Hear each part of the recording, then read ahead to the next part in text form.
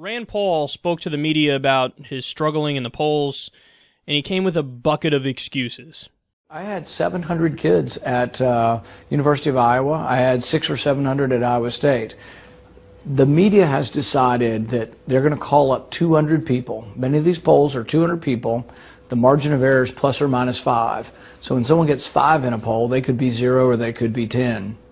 I think also the polling at this time measures one aspect, primarily name recognition. And the polls are somewhat skewed by a celebrity skewing, a celebrity reality TV star who is skewing the polls to a certain extent. And I think ultimately, if you look really closely at these polls and you say, how many people have decided who you're going to vote on? It's like 15%. What they do is, the undecided, they say, well, who would you pick now? But most of the people with the initial question have not yet decided. So I think the polls are still very fluid, and you've seen people exactly the same stages where we are come back and actually win in Iowa, and that's what we plan on doing. And then what happened after they won in Iowa? That's another part of the conversation that you're conveniently leaving out. If I'm not mistaken, didn't Rick Santorum win in Iowa the last time around? He didn't do too well, did he? No, it's sad. Like, I actually feel bad for Rand Paul, because you guys know I've spoken about it before. I think he's probably the most reasonable of the Republican candidates, because on foreign policy, he's significantly more right than everybody else in the race, and on some social issues like criminal justice reform, on the drug war, he's pretty good. I disagree with him on almost everything when it comes to economics, but he's still probably the most reasonable candidate. But his campaign just crashed and burned spectacularly. So when he's talking about, well, I mean, the polls are a little misleading, cause plus and minus 4 or 5%, whatever, you gotta look at the long run, and I got people who come to fucking colleges to see me, blah, blah, blah, blah, blah. No, dude, there's some polls that have you at 0%. You know how a lot of these polls work where they have to, okay, if you get 0.8% round up, you get 1%. You got 0.3%, you get 0. It says 0 next to you.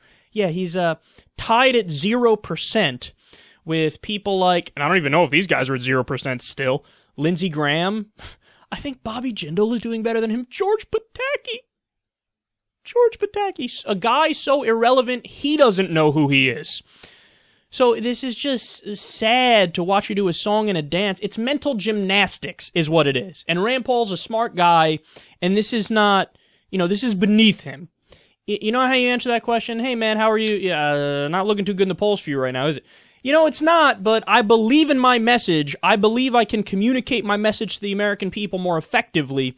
And then I think, given enough time, whether or not it reflects itself in this election is irrelevant, but the American people agree with me on the issues and we can move forward. Say something like that. That's not even necessarily all true, but just say that and then move along. But he goes, well, the polls and blah, blah, blah, blah, blah, blah, blah, blah. No, Rand, no. And just to give, not that he's listening or that he cares in any way, shape, or form, but just to give him advice, because I did think at the beginning he had a decent chance of getting the nomination. Granted, he wasn't going to get all the corporate money and stuff, but he would get some. You failed because you listened to your staffers. You failed because you were listening to the strategists who told you that you can't be you and win. You think Donald Trump is sitting there listening to strategists? All right, Donald, this is what you're going to do. You're going to try to find the middle ground on the issue of immigration by crafting a policy which is partially in line with Reagan in 1980, blah, blah, blah. No, they didn't do that. Donald Trump was out there going, I'm rich. I'm rich. I got brain. I'm very intelligent. I'm a great negotiator. The Chinamen over there are all right. Mexicans are rapists. This is the shit. And it's not even necessarily what he's saying. A lot of it is how he's saying it. And people go, strength. I like that guy. Confidence. He seems like he's with it. Now, you don't need to go out of your element and change who you are to show that over-the-top, bravado, arrogant confidence like Donald Trump has. But you can just, talk about your libertarian-ish stances on the different things. Guess what, Rand? It's kind of reasonable. Even people in the Republican base will find themselves not in agreement when you're talking about social issues and freedom and limited government. And what happened is he tried to be somebody he wasn't in the first debate, where he just came across as fake. And then in the second debate, I guess he was a little bit better, but he spoke roughly 3.5 seconds.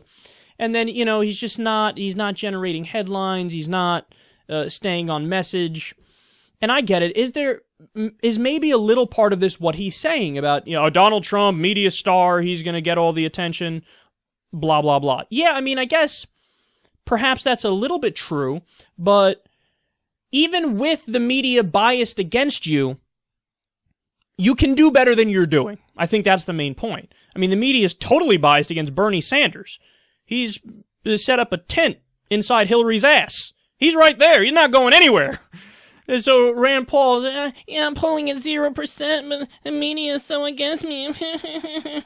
No, the media was more against your dad, Ron Paul, and he was doing better than you in the polls at this point. So a lot of that is just excuses.